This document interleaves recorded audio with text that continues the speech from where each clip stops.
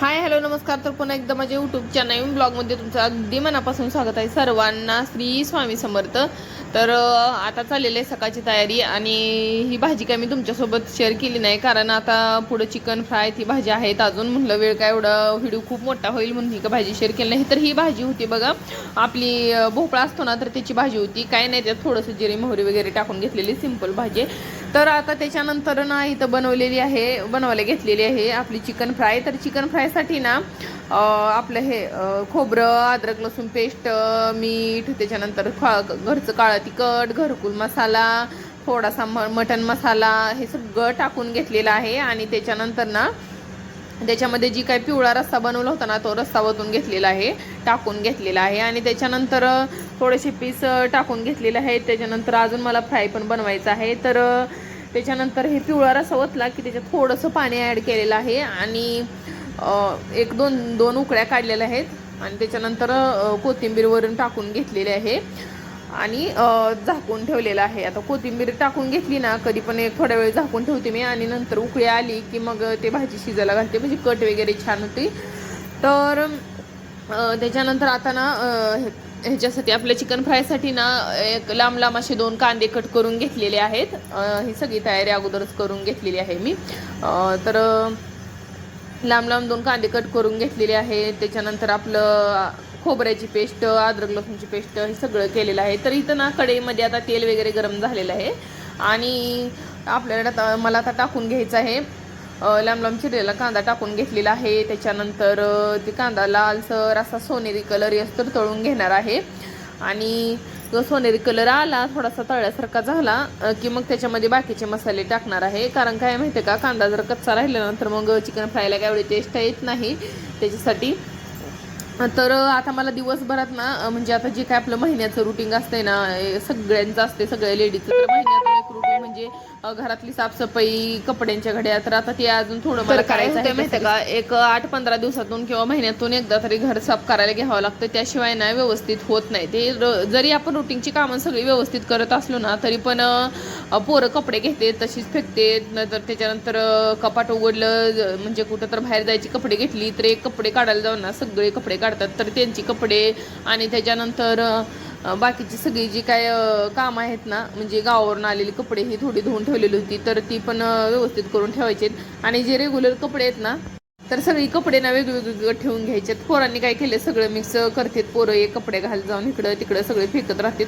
तर आता एक नवीन बॅगा घेतल्यामुळं थोडं जुन्या बॅग आहेत ना, तर त्याचा पण थोडा वापर करून घ्यावा म्हणलं. काय माहिती का, तर नवीन बॅग आहेत ते गावाला जायला होतील आणि जुन्या बॅग आहेत ना माझ्याकडे 1-2-3, तर त्याच्यामध्ये मी जे रेग्युलरची कपडे आहेत ना, तर ते पण आता म्हणजे काय माहिती का, जरी आपण थोडंसं हे केलं आहे ना, रॅक वगैरे ठेवलेलं मी केलेलं आहे कपडे ठेवायला तसलं, पण कसं आहे माहिती का, थोडंसं तिथं जास्त गोंधळ उडते. पोरांची बुक्स वगैरे तिथं सगळं काय काय त्यांची खेळणी काय असेल ती ठेवलेलं आहे त्या दोघांनी. तर मग थोडासा जागा अपुरा पडतो तिथं. तर मी काय केलेलं आहे, तिथं आता आपले जे काय बॅग्स आहेत ना, त्याच्यामध्ये थोडीशी जी अधूनमधून अशी कपडे लागतात, म्हणजे आडजुनी म्हणतात ना, तर तशी कपडे त्याच्यामध्ये आता मी भरून ठेवणार आहे. तर सुरुवातीला म्हटलं रुटीनची कामं वगैरे करून घ्यावी. आता 2 भाज्या झालेल्या आहेत आणि आज भाज्या झालेल्या आहेत. म्हटलं तर सकाळची कपडे भांडी सगळं उरकलेलं आहे आणि फरशी वगैरे पण झालेली आहे. तर म्हटलं आता ही जे दुपारचं आहे ना, ती सगळी कामं करून घ्यावी. कसं आहे माहिती का, आपण कधी तर असं घरात हात मारलं ना, तर कसं घरात लक्ष्मी असल्यासारखं सुख आणि एकदम शांतता असं वाटते बघा. आणि घरात सारखं पण असं घाण वगैरे असली ना, तर मग मन लागत नाही, कुठले काम असं करू वाटत नाही. घरात काम जरा जास्त पडू द्या, पण असं फ्रेश घरात वाटलं ना, तर काम जास्त पडलं तर काय वाटत नाही. त्यात म्हणजे असं घरामध्ये एकदम प्रसन्न वातावरण, पॉझिटिव्ह वातावरण वाटते. आणि जर घरात घाण असेल आणि तुम्ही म्हणजे कितीही काम करण्याचा प्रयत्न करा, आपल्याला कामच होत नाही, कारण ती निगेटिव्ह एनर्जी देत असते. घरात घाण आणि अस्वच्छता असते ना, ती निगेटिव्ह एनर्जी देते आणि स्वच्छता कधी पण पॉझिटिव्ह एनर्जी देत असते. त्यामुळं जेवढं होता होईल ना, तेवढंसं थोडासा आपल्याला लोड झाला तर चालतंय. थोडासा लोड घ्यायला काय हरकत आहे, जास्तीचं पण नाही. आपलं शरीर सांभाळून आपण करतो कोणती पण गोष्ट. तर मी काय करते थोडंसं म्हणजे 15 दिवस महिन्यातून असं कधी तर साफसफाई काढली ना तर मग आपलं जास्त घर घाण होत नाही बघा. आणि दररोज आहे ना मग रुटीनची कामं केली फरशी वगैरे तर दररोज असते. आणि मग असा हात भांड्यावरून एक 8-15 दिवसातून म्हणजे फळीवरची 4-5 डबे काढणे घासणे किंवा आपण हे कपडे कधी घड्या करणे आधीमध्ये जसा वेळ मिळते ना तसं मी ॲडजस्ट करत असते. तर असं जर केलं ना आपण तर मग आपलं कसं होतंय जरा थोडंसं जर नियोजन केलं ना अगदी असं नाही की भरपूरच एकदम टाईम टू टाईम काम करायचं वगैरे तसं माझं काय नाही. जसं आपल्याला निवांत वाटेल जसं आपल्याला आराम वाटेल आपल्या शरीराला जसं म्हणजे आपलं शरीर आपल्याला जसं साथ देते. आता समजा काम करायची इच्छा नसेल तसंच काम करायचं असं पण मी करत नाही. मी काय करते ज्यावेळेस आपलं काम करण्याचा मूड असतो तर त्यावेळेस मी काय करते त्या दिवशी भरपूर कामं करते. आणि एखाद्या दिवशी आपल्याला काम करायचा मूड नसतोय तर त्या दिवशी मग मी एवढी कामं म्हणजे एक्स्ट्राची कामं काढत नाही. जेवढी आपली रुटीनची कामं आहेत तेवढी करून घ्यायची आणि आपलं शांत बसून घ्यायचं. आणि एखाद्या दिवशी बघा आपल्याला इतकं फ्रेश वाटते भरपूर काम करायची इच्छा असते त्या दिवशी नक्की ना म्हणजे सकाळची कामं पटपट करून घ्यायची आणि मग ती एक्स्ट्राची कामं आहे ती काढून घेते मी. म्हणजे त्यावेळेस काय होते माहिती का मग महिन्याभर आपल्याला टेन्शन नसते. तर म्हणजे शोकेश वगैरे पुसणे ही कामं आहेत ना हे 1-2 दिवसातून 1 दिवसातून एक दिवसाआड आपल्याला करावीच लागतात. पण ही जी कामं आहेत ना आता तुम्हाला सांगते ही जी कपडे आहेत ना ह्याच्यातली ना डेलीची कपडे आणि गावावरून आम्ही आलतो ना ती धुवून ठेवलेली परत यूज करून असे टाकलेले हे सगळे मिक्स झालेले आहेत. तर मग मी काय केले धुतलेली कपडे सगळी आता म्हणले साड्या वगैरे घड्या मारून ना डायरेक्ट तोपर्यंत काय करते सगळे ह्या बॅगमध्ये ठेवते. एकदा फुल बॅग भरते कपडे घड्या मारून आणि त्याच्यानंतर पाठीमागे शोकेस दिसते तुम्हाला त्याच्यामध्ये साड्या वगैरे ठेवून देईन.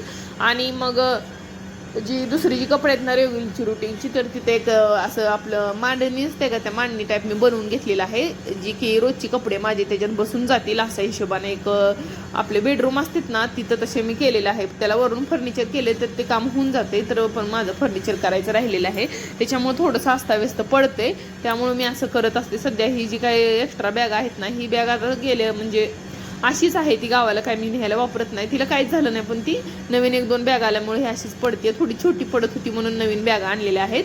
आणि ही ना आता हे असे ड्रेस असतात ना ते एकदम असे नवीन पण नाही आणि एकदम असे जुने पण नाही. तर मला ना असे बाजारामध्ये म्हणा परत आपलं किराणा स्मार्टमध्ये म्हणा मॉलमध्ये कुठं असं आधीमध्ये कुठं जाण्यासारखे ड्रेस असतात ना ते पण एकदम असे शोकेशमध्ये भरून ठेवायचं म्हणजे बरोबर वाटत नाही ते सारखंच हे करावं लागते. तर मग मी काय करते अशी बॅगमध्ये भरून ठेवते आणि जसे मला वापरायला येतील ना तसे वापरते नंतर धुवून अजून त्याच्यामध्ये ठेवते. आणि एकदमच नवीन आपल्याला कुठं तर फंक्शनला वगैरे जायची कपडे असतात ना तर ती तेवढं मी शोकेशमध्ये ठेवते. असे म्हणजे डेली वेअरचे वगैरे काही ठेवत नाही. तर मग माझे एक कपड्यांना ना भरपूर असे कारण बॅग वेगळीच केली आहे कारण तुम्हाला माहिती आहे लेडीजचं तर कसं असते वेगळीच बॅग करावं लागते. तर असा सगळा पसारा वगैरे काढून अक्षरशः मला आज एकदम असा दिवस पूर्ण कामात गेले तर म्हणलं तर चालते पण आजचा दिवस कारणी लागण्यासारखा झालाय. मग जे काय संध्याकाळचं रुटीन होतं ते थोडंसं करून घेतलं चहा वगैरे घेतलेला आहे शेंगदाणे ते थोडेसे भाजले